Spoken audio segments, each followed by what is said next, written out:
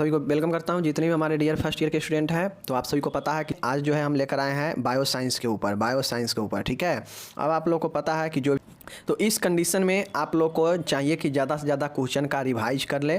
और रिवाइज में रटा नहीं जाता, रिवाइज में पढ़िए, समझ लीजिए दिमाग में, और फिर दूसरे क्वेश्चन पर चलिए। ज़्यादा से ज़्यादा क्वेश्चन को जो है अटेम्प्ट करने का कोशिश किया जाता है, समझ गए ना। तो चलिए आज जो है हम देखेंगे, और ये वीडियो आप लोग को यहाँ पे जो हम लेकर आए हैं, यहाँ पे यूरिनरी सिस्टम के ऊपर लेकर आए हैं, रिस्पायरेशन सिस्टम के ऊपर लेकर आए हैं, रिस्पायरेटरी सिस्टम के ऊपर। उसके बाद हम लोग लेकर आए हैं महत्वपूर्ण है, इस चारों में से हमें लगता है कि एक क्वेश्चन आपके 10 नंबर में पूछा जाएगा। एक तो 10 नंबर में पूछा जाएगा, चाहे वो यूरिनरी सिस्टम पूछे, चाहे वो आपका रिस्पायरेशन सिस्टम पूछे, ठीक है ना, रिस्पायरेटरी सिस्टम, या फिर जो है हार्ट के बारे में पूछ। ठीक है, चलिए हम लोग देखते हैं। मैं बार बार कहता हूं कि जो भी मैं क्वेश्चन बता रहा हूं उसको एक कॉपी बनाइए, एक कॉपी में हर एक सब्जेक्ट का उसी एक कॉपी में लिखते चलिए, हेडिंग दे देकर, समझ गए, जिससे आपके एग्ज़ाम के समय जो है देखने में अच्छा होगा, समझ गए। चलिए शुरू करते हैं। फिलहाल यूरिनरी सिस्टम, मूत्रीय तंत्र होता क्या है, पहले इस चीज़ को जानिए।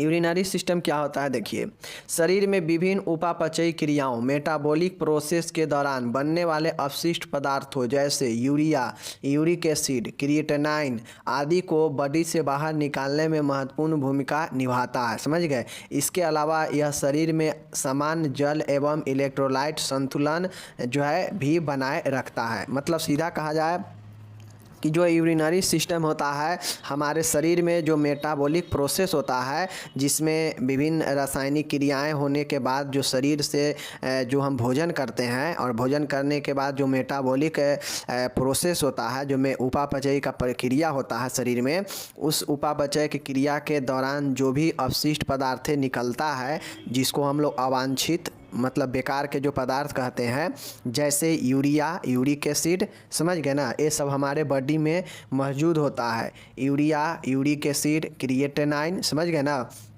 आदि बहुत सारे जो है मेटाबॉलिक के प्रोसेस होने के बाद आदि बहुत सारे अपशिष्ट पदार्थ बॉडी से जो है बॉडी में मौजूद होता है, ठीक है ना।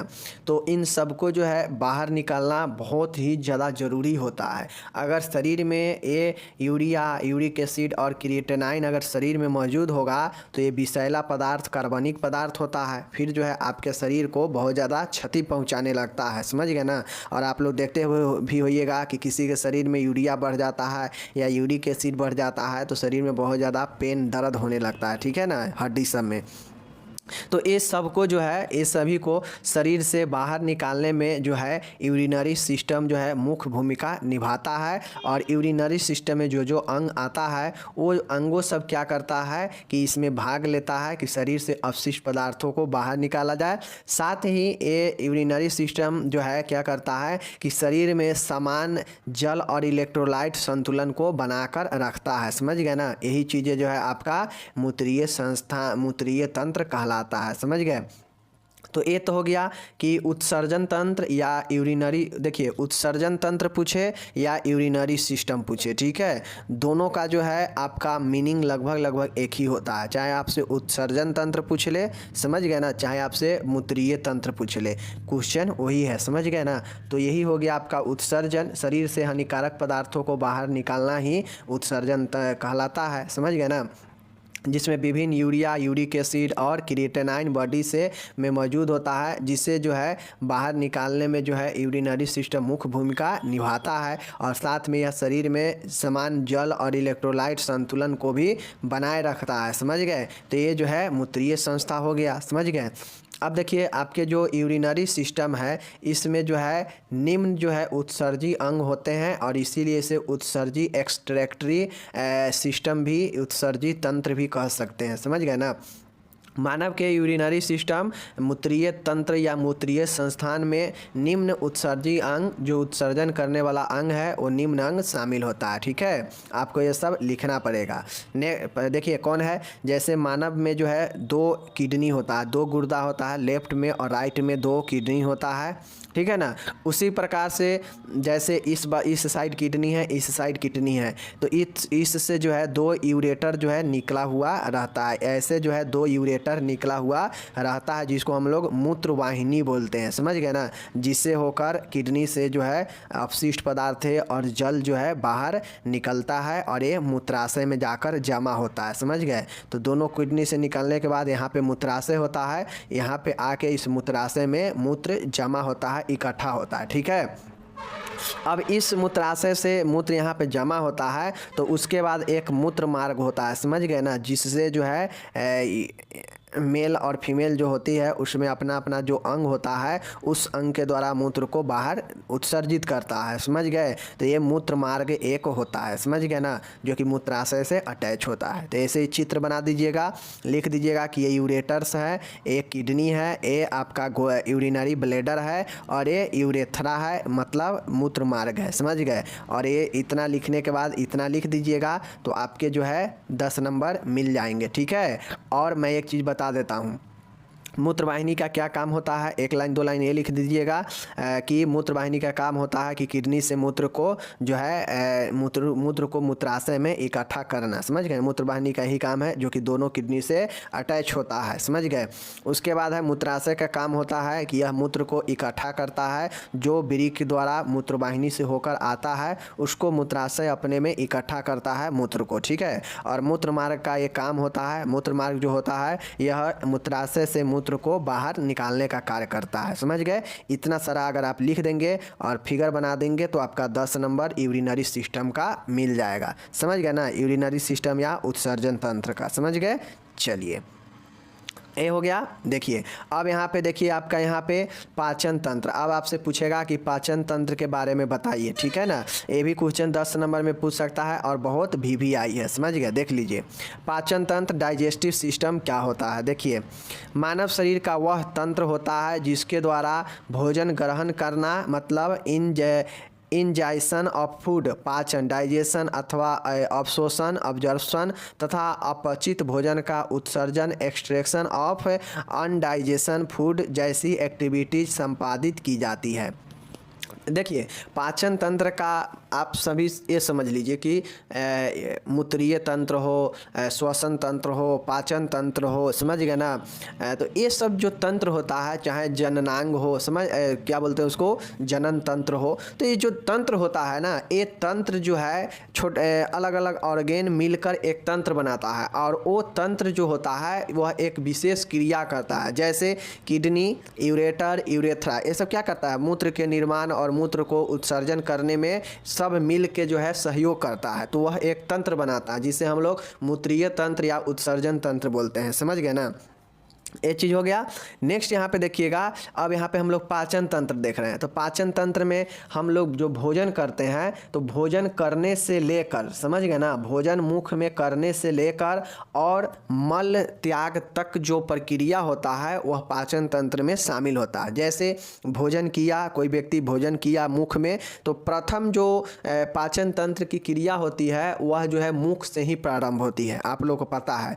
तो ये सब लिखिएगा, मैं बता रहा हूँ, बोल रहा हूँ, तो आप सुनिए, लिखिएगा पाचन तंत्र में कि पाचन तंत्र वह तंत्र होता है जिसमें भोजन को जो है ग्रहण करने से लेकर, पाचन क्रिया से लेकर और अवशोषण और साथ में उत्सर्जन की क्रिया जो है इस पाचन तंत्र के द्वारा संपादित किया जाता है, समझ गए ना। तो जिसमें ग्रहण मतलब भोजन को ग्रहण किया जाएगा मुख से, उसके बाद भोजन जो है मुख से ही जो है क्या होता है, पचना शुरू हो जाता है, समझ गए ना। मुंह में भोजन करने पे मुंह में जो है दांत के द्वारा क्या होता है, छोटे छोटे टुकड़ों में जो है उसे काट दिया जाता है, समझ गए ना। रोटी चावल कुछ भी खाएंगे तो दांत और जीभ के सहारे से जो है उसमें लार मिक्स कर कर के जो है उसको क्या करता है, मुख में काट कर छोटे छोटे टुकड़ों में बना देता है। तो थोड़ा सा जो भोजन का प्रक्रिया पाचन का है मुख में ही हो जाता है। उसके बाद आहार नाल के थ्रू जो है क्या होता है, भोजन जो है कहाँ जाता है, आपका पेट में जाता है, समझ गए ना, पेट में जाता है। आहार नाल में भोजन पचता नहीं है, एक बात ध्यान में रखिएगा। तो पेट में आमाशय में भोजन जाता है। अब आमाशय क्या करता है, टेम्प्रोरी रूप से भोजन को स्टोर करता है। अब भोजन को टेम्प्रोरी रूप से वहाँ पे स्टोर करता है तो आमाशय में होता यह है कि वहाँ पे बहुत सारे पाचक रस सीक्रेट होते हैं और वो क्या करता है, भोजन में मिक्स होता है और भोजन को और ज़्यादा महीन टुकड़ों में और ज़्यादा जो है पेस्ट के रूप में बना देता है, समझ गए ना।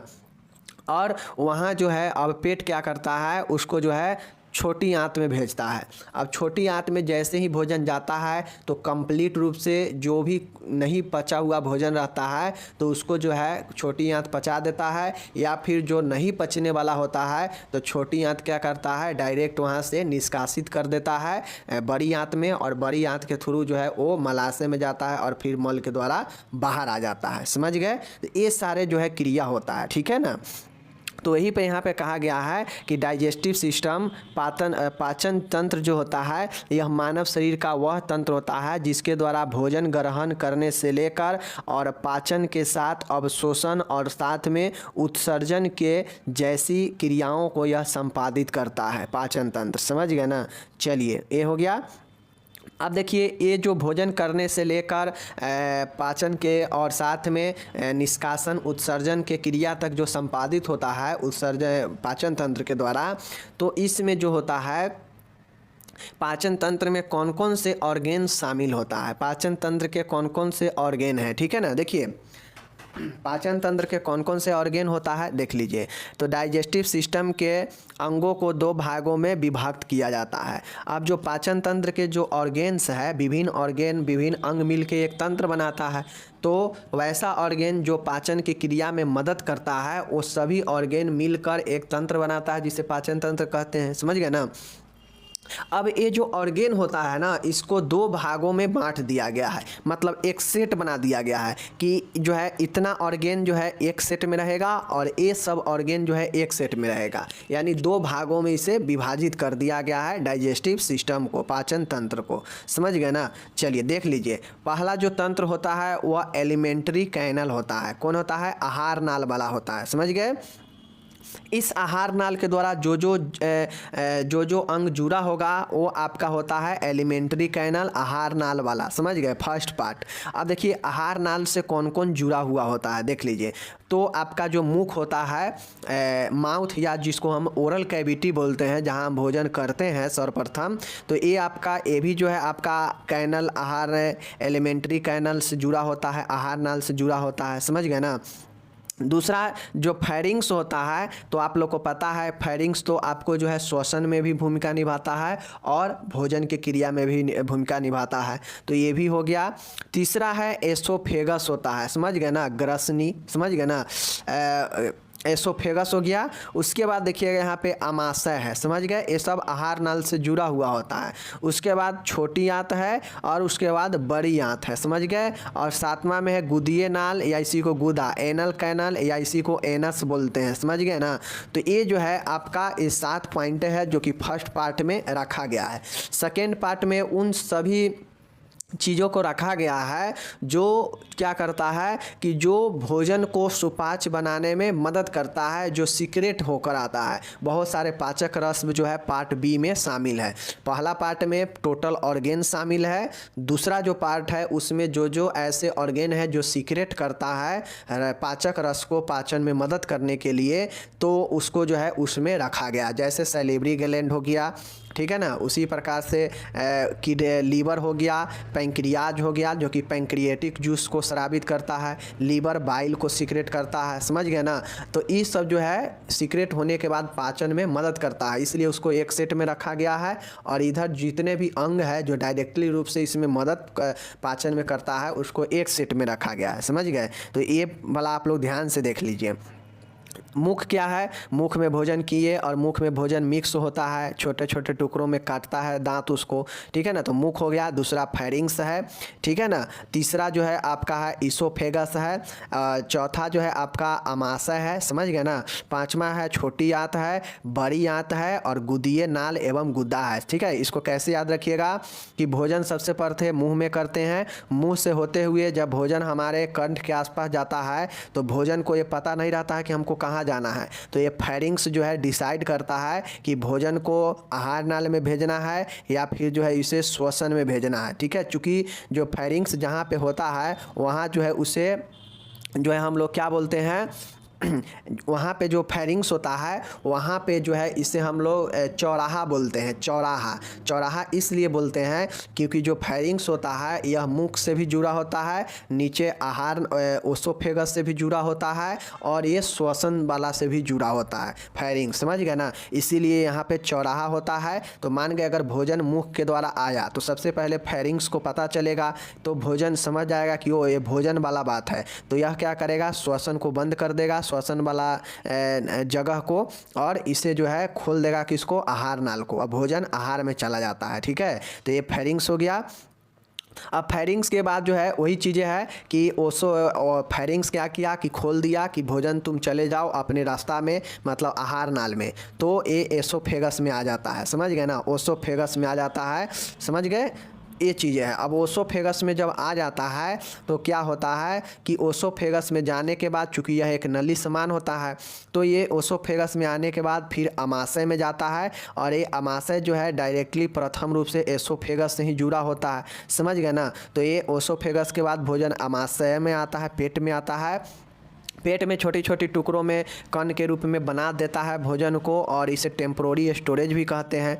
फिर उस भोजन को, अर्ध पचे हुए भोजन को अमाशय क्या करता है कि छोटी आंत में भेजता है। अब छोटी आंत में जितने भी सीक्रेट हुए जो कण है, सीक्रेट जैसे पैंक्रियाटिक जूस, लीवर से स्रावित होने वाला, सभी को क्या करता है कि छोटी आंत में मिलने के बाद छोटी आंत भोजन को पूर्ण रूप से पचाता है, समझ गए। अब जब ये पूर्ण रूप से पचा देता है तो जो यहाँ पे अवशोषण होने वाला होता है शरीर के लिए जो यूजफुल है, उसको अवशोषण करके ब्लड में भेज देता है, जिससे शरीर को हमारा पोषक मिलता है। और जो सिट्ठी जो बेकार बच जाता है पचने के बाद, उसको छोटी आंत क्या करता है, बड़ी आंत में भेजता है, और बड़ी आंत लास्ट में क्या करता है कि इसे जो है गुद्दा में, गुदीय नाल यानी गुद्दा एनस में जो है इसे भेज देता है, और फिर मल के द्वारा जो है व्यक्ति उसको त्याग कर देता है जब मालूम करता है मल, तो समझ गए ना। तो ये 7 पॉइंट है, याद रखिएगा। ये हो गया आपका एलिमेंट्री कैनल, समझ गए ना। चलिए बी है। अब बी मैंने आपको पहले ही बताया कि सहायक पाचन ग्रंथि है, एसेसरी डाइजेस्टिव ग्लैंड है, मतलब इनमें उन सारे ग्लैंड को रखा गया है जो कहीं ना कहीं भोजन को सुपाच्य बनाने के लिए, पाचन में जो है ऐसे ऐसे रस को स्रावित करता है जो भोजन को सुपाच्य बनाने में मदद करता है। तो ये सहायक पाचन ग्रंथि होता है, ठीक है। जैसे सैलेवरी ग्लैंड, सैलेवरी ग्लैंड से सैलीवा लार जो है स्रावित होता है, जो भोजन को क्या करता है, चिकना और अम्लीयता प्रदान करता है, और जिससे भोजन जो है आसानी से निकलने में परेशानी नहीं होता है। तो यह मुंह में ही जो है सीक्रेट होता है, ठीक है ना। दूसरा है लीवर, क्या करता है, बाइल का उत्पत्ति करता है, और यह भोजन में भी मदद करता है पाचन में, ठीक है ना।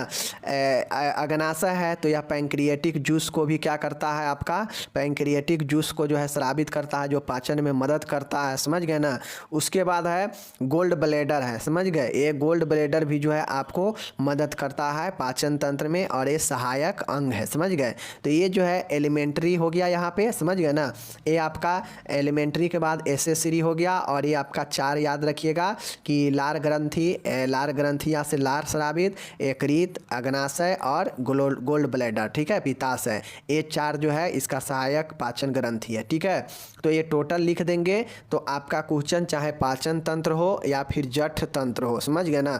जठ तंत्र में जो है आपका ये वाला आता है, समझ गए ना। जठ तंत्र में ये सहायक डाइजेस्टिव ग्लैंड जितना भी है ये सब आता है, और इसको डिटेल में लिखना पड़ता है कि लार ग्रंथि से क्या होता है, लीवर क्या है, अग्नाशय क्या है, गोल्ड ब्लैडर क्या है, इस सब को जो है डिटेल में लिखेंगे तो ये आपका जठ तंत्र हो जाता है, समझ गए ना। बाकी हम पढ़ाएंगे यकृत और पैंक्रियाज, तो कम से कम पढ़ाएंगे ही पढ़ाएंगे, क्योंकि ये अलग से भी 5 नंबर में पूछ सकता है, ठीक है। तो ये अभी याद रखिए, पाचन तंत्र में इतना, पाचन तंत्र को 2 भागों में बांटा गया है, एक एलिमेंट्री और एक जो है आपका एसेसरी, समझ गए। और दोनों में अपना अलग अलग, दूसरा में वो सारे ग्लैंड है जो कुछ ना कुछ सीक्रेट करता है, और पहला वाला में वो सारे ऑर्गेन है जो सीधा मदद करता है पाचन में, समझ गए। चलिए ये हो गया, ओके।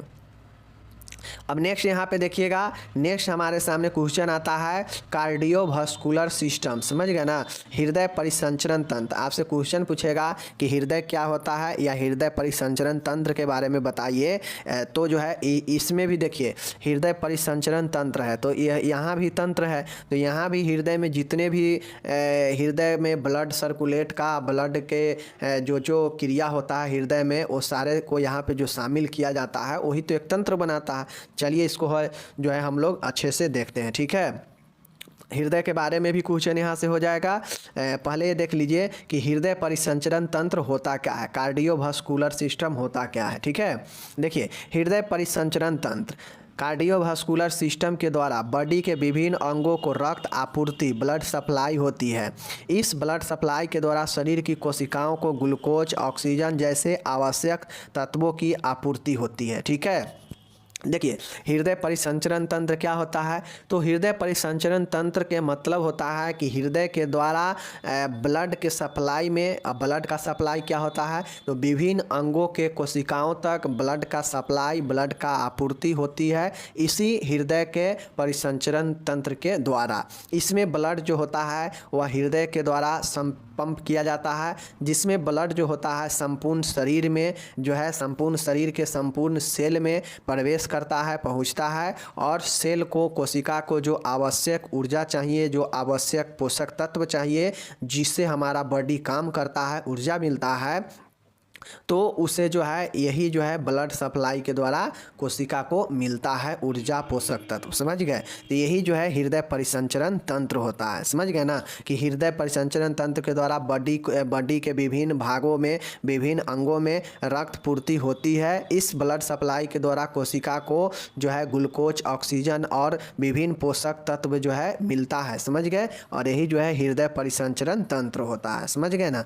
चलिए नेक्स्ट यहाँ पे देखिए, अब हम लोग जानते हैं कि हृदय के बारे में। वो तो हो गया कि हृदय परिसंचरण तंत्र होता क्या है। अब इस परिसंचरण चूँकि तंत्र है तो इसमें क्या क्या चीज़ें शामिल होता है, तो पहला जो है हृदय परिसंचरण तंत्र में पहला जो ऑर्गेन होता है वह आपका हृदय होता है, ठीक है ना। देखिए हृदय क्या करता है, तो सबसे पहले जानिए कि हृदय एक जो है शंक्वाकार, एक जो है शंकु के आकार का ऐसे जो है हृदय होता है लगभग, समझ गए ना, ऐसे हृदय एक शंक्वाकार होता है, समझ गए, जो बंद मुट्ठी के समान अंदर से खोखला होता है। क्योंकि अंदर से खोखला क्यों होता है, क्योंकि जब अंदर से वो पूर्ण भर जाएगा तो फिर ब्लड को कहाँ रख पाएगा, इसलिए अंदर से खोखला होता है ताकि उसके अंदर ब्लड आए और शुद्ध होकर ब्लड आए और ब्लड फिर वहाँ से शरीर को पंप किया जा सके, इसलिए यह खोखला होता है, समझ गए, और बंद मुट्ठी के समान यह शंक्वाकार होता है हार्ट, समझ गए ना।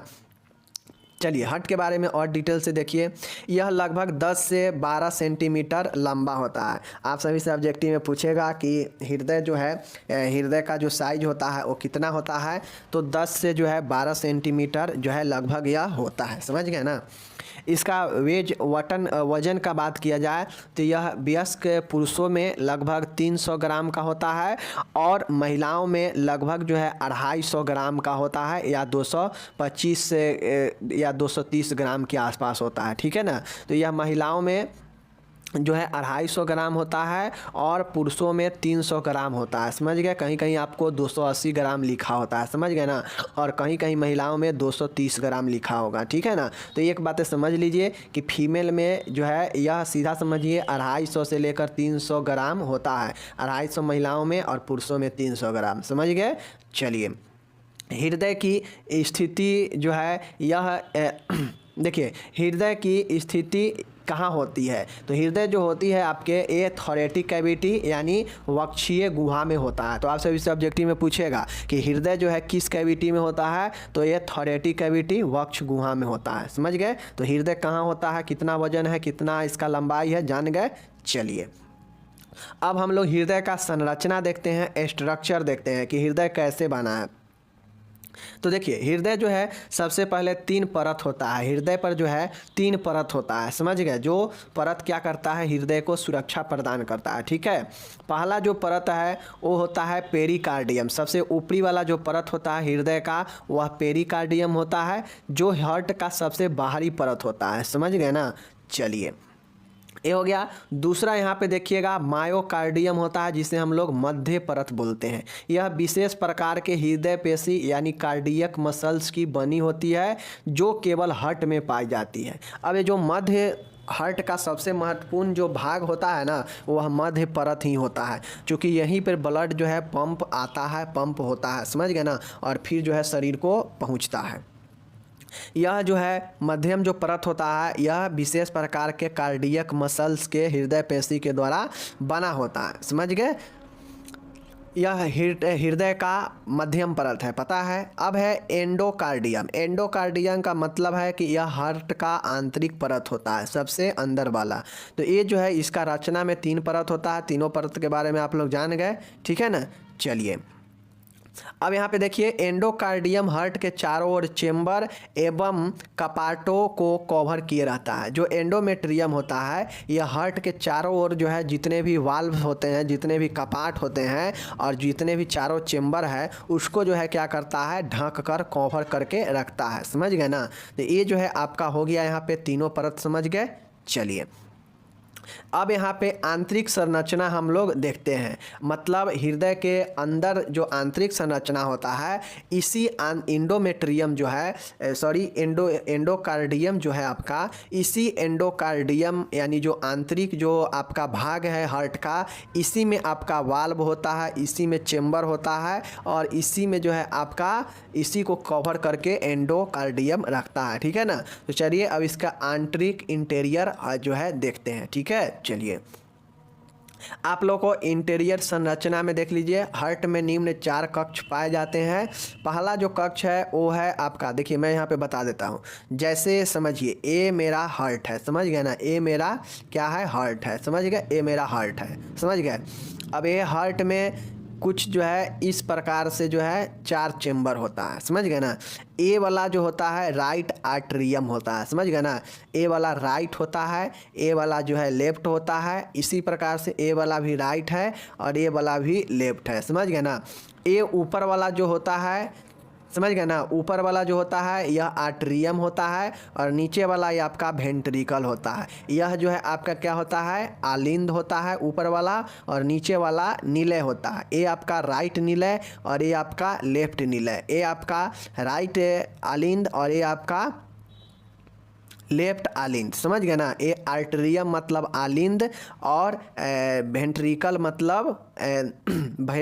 मतलब निलय। तो निचले वाला दोनों दाहिना और बाएं निलय होता है, और ऊपर वाला दाहिना और बाएं आलिंद होता है, समझ गए। ये 4 चेंबर होता है, समझ गए ना। और ये चारों चेंबर आपस में क्या होता है, जुड़ा होता है। आपस में जो है चारों चेंबर जुड़ा होता है, तभी तो जो है ब्लड इधर से इधर और फिर जो है इधर से इधर करके निकलता है, समझ गए ना। जो क्या करता है, सॉकेट के वाल्व के कारण खुलता है, समझ गए ना।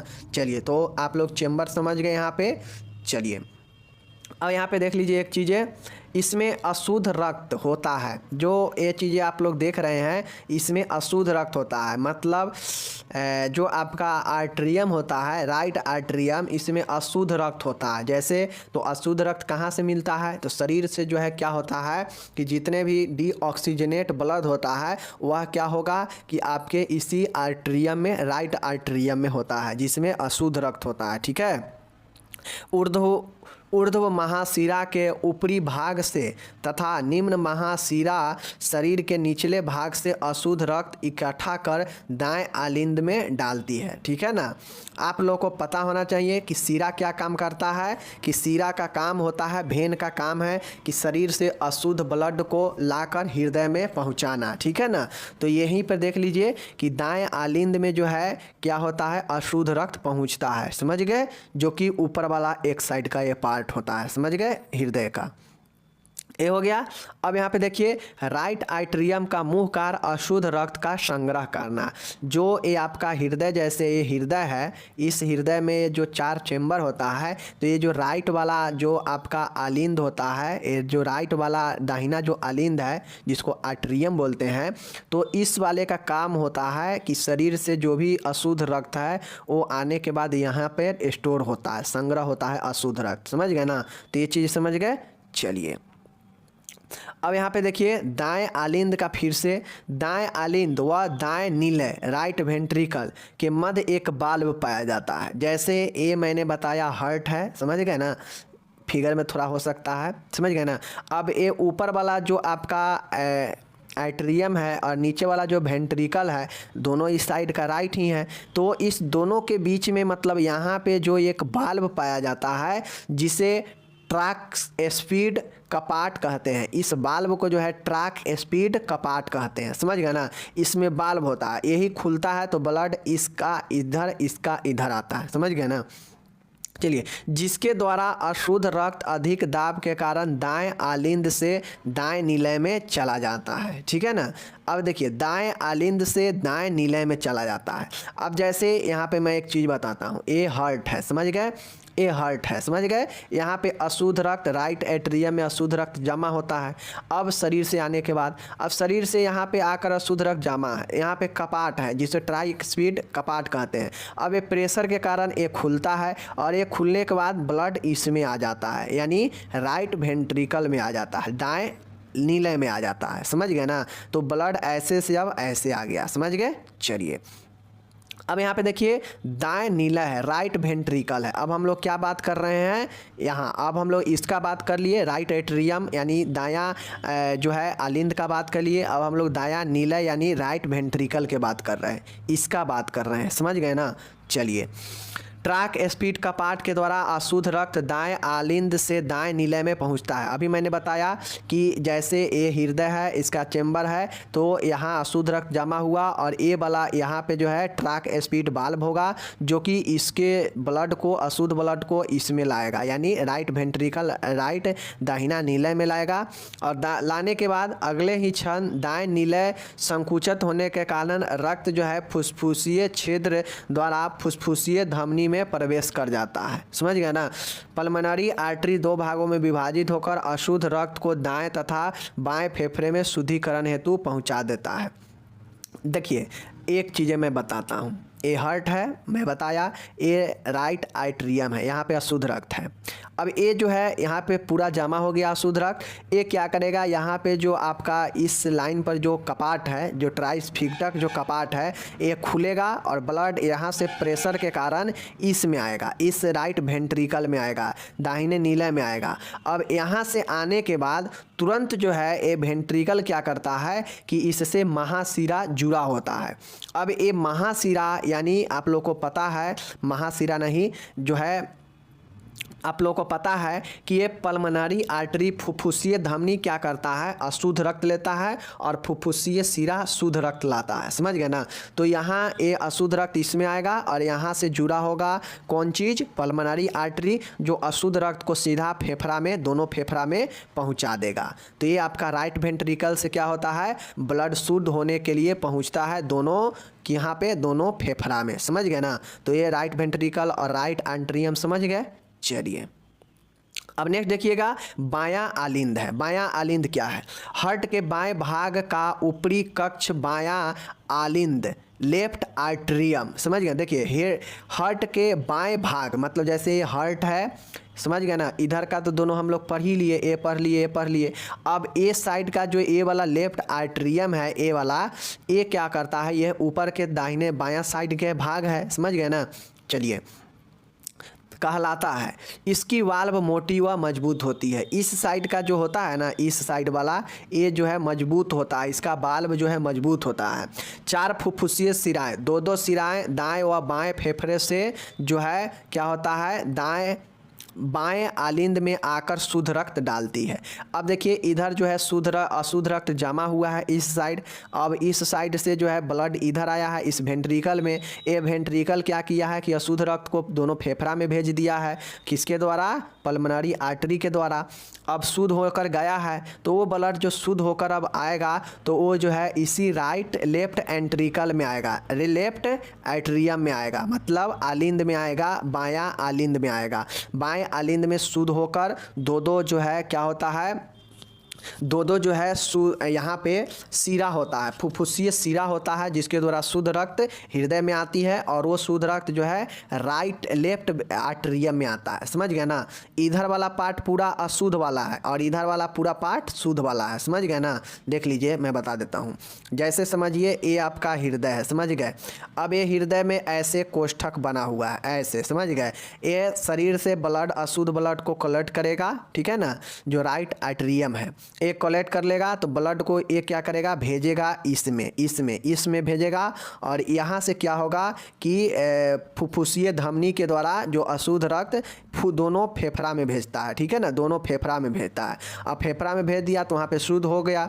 अब ब्लड जब वहाँ पे शुद्ध हो गया तो ये जो है इधर साइड से जो है इसमें प्रवेश करता है इस लेफ्ट आर्टरियम में, मतलब बाएं आलिंद में। यहाँ पे दो दो जो है, दोनों फेफड़ा से दो दो जो है जो आपका सीरा होता है, फुफ्फुसीय सीरा, दोनों फेफड़ा से दो दो फुफ्फुसीय सीरा, पल्मनरी वेन इसमें आता है, और इसमें आने के बाद शुद्ध रक्त डाल देता है इस वाला में, लेफ्ट आर्टरियम में, बायां आलिंद में।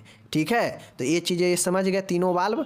चलिए अब यहाँ पे आप लोग देखिए, बायां नीला है, लेफ्ट वेंट्रिकल है, ठीक है ना, लेफ्ट वेंट्रिकल है। देख लीजिए, लेफ्ट वेंट्रिकल है मतलब बायां नीला है, बायां नीला है मतलब समझ रहे हैं ना, इस साइड वाला ए लेफ्ट वेंट्रिकल है।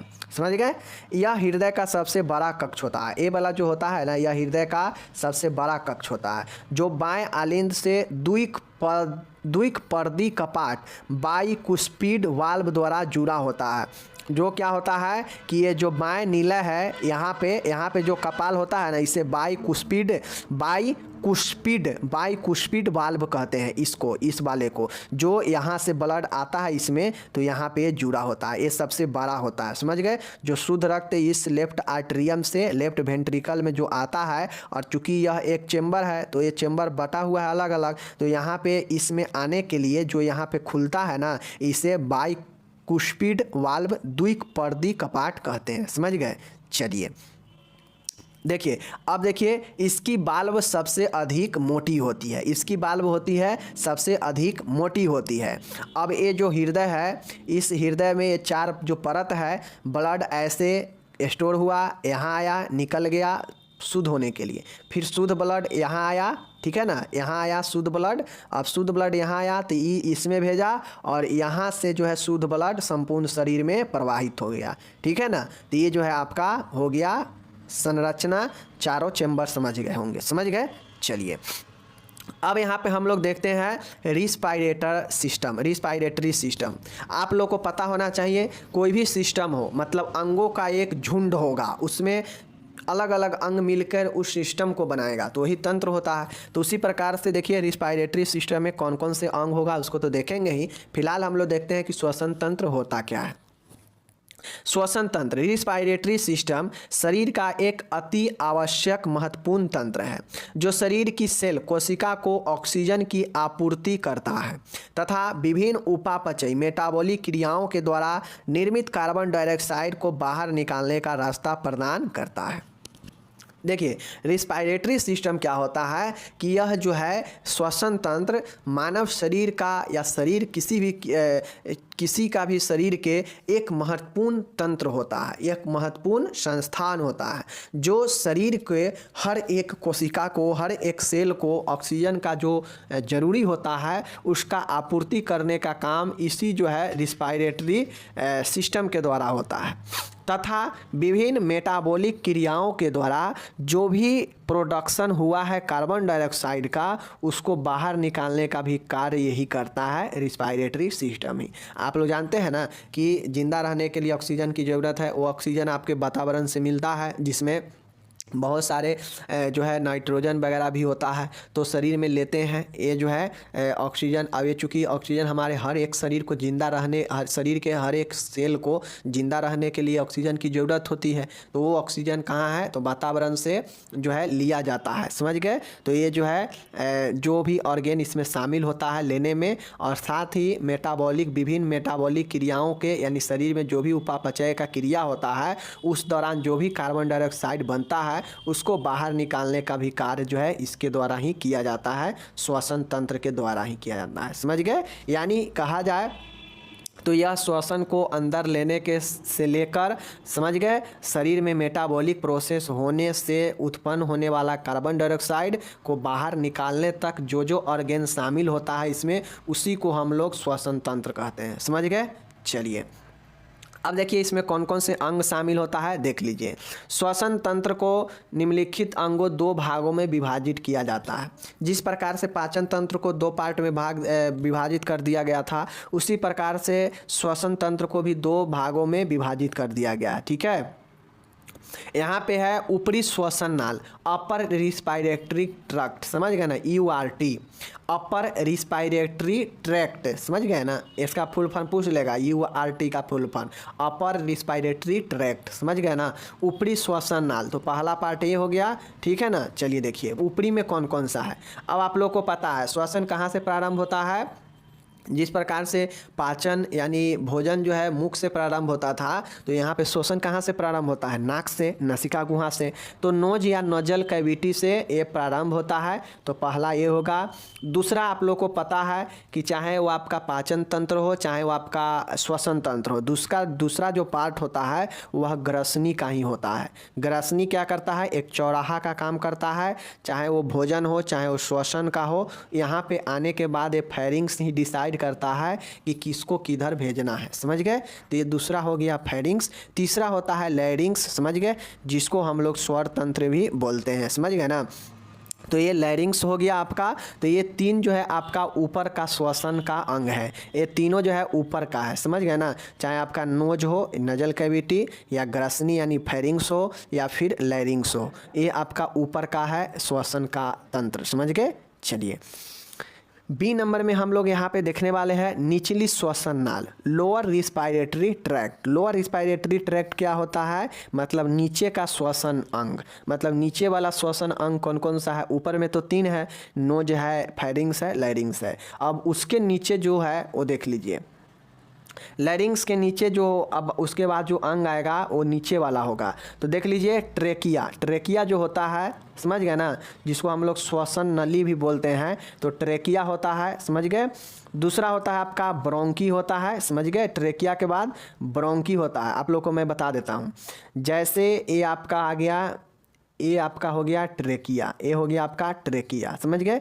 इस ट्रेकिया से जो है अलग अलग 2 ब्रोंकी विभाजित होता है दोनों फेफड़ा में। दोनों फेफड़ा में 2 ब्रोंकी जो है आपका विभाजित हो गया। समझ गए। ये हो गया आपका ऊपर का ये ट्रेकिया। समझ गए। ये ट्रेकिया यहाँ से लेकर यहाँ ट्रेकिया हो गया ये।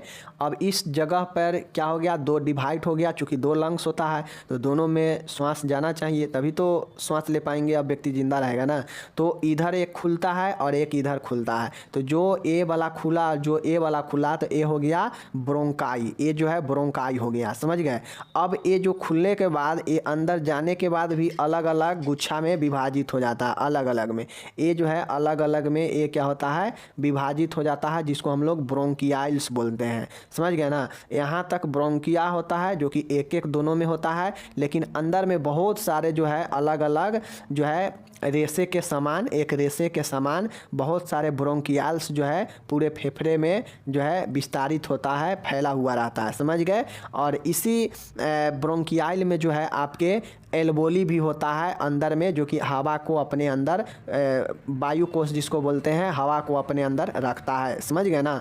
तो ये जो है आपका होता है, तो ब्रोंकियाल हो गया, ब्रोंकियल्स हो गया, एल्वोली हो गया, वायु कोष्ठक। 5वां होता है लंग्स होता है, जो पूर्ण तरीके से जो है इसके अंदर ब्रोंकियाल भी होता है और एल्वोली भी होता है इसी लंग्स, फुफ्फुस के अंदर। समझ गए। तो फुफ्फुस भी एक श्वसन अंग है।